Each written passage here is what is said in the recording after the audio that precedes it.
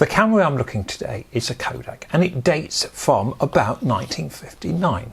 How do I know it dates from 1959?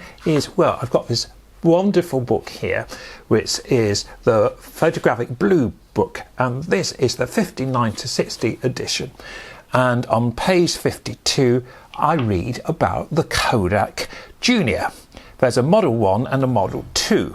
The Model 1 has no choice of shutter speed, where this camera, the Model 2, which you can see here, is with a 6.3 lens in a shutter with a choice of 1/25th and a 50th of a second, B and T.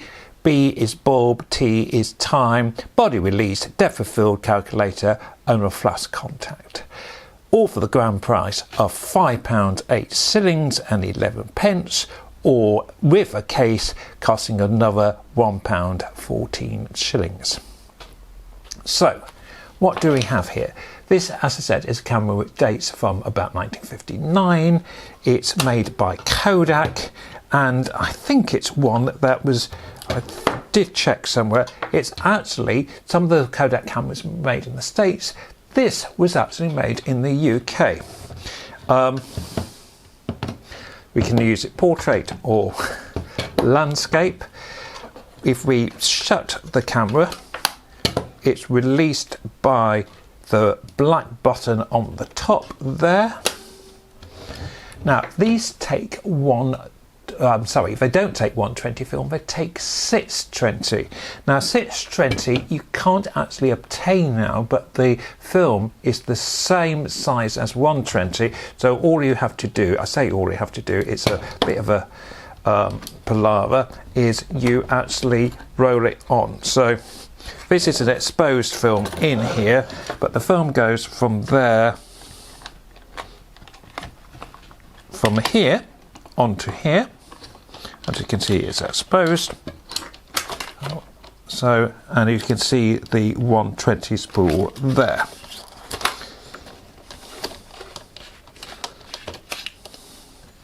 I'm going to develop this film shortly. So, what about the controls on the camera?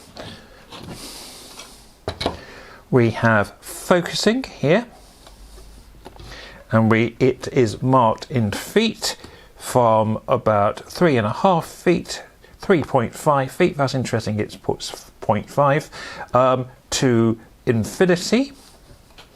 We got a nice little stop there. We have shutter speeds of a 50th, bulb and timed. The f-stops are not the fastest in the world. We have 6.3. Which goes, the lens is not a brilliant lens, but it should get acceptable results. Focusing is there. As I said, aperture is here, shutter speed here, and to set the shutter, it's a little lever here. You have to set that before it will take a photo. There is no advanced control, so you can do double exposure. This might be a good thing, but it might be a bad thing if you don't want them. So you can see it's clicking away nicely there. The red window here indicates what exposure you are on. And that's basically it. A straightforward camera, nicely designed, a sort of modernist look. This grey was very popular in the late 50s, and it's slightly fascinating that this is obviously, folding cameras go back to the 1900s, and yet this is a folding camera trying to look modern. It's about the last of the folding cameras. Let's see if the film was any good. It was rather an old film, so I don't know whether anything's going to come out, but let's find out. Well, you win some, you lose some, and I lost this one. The whole film was completely out of focus. You can see this very out of focus shot of Corfe Castle, and all the others were absolutely useless. There wasn't any redeeming photos. So I think the lens has a real issue, which was a great shame because I was expecting more from this camera. It was appearing to all function right correctly, but obviously not. Thank you for watching. Hope to have a working camera soon. Bye for now.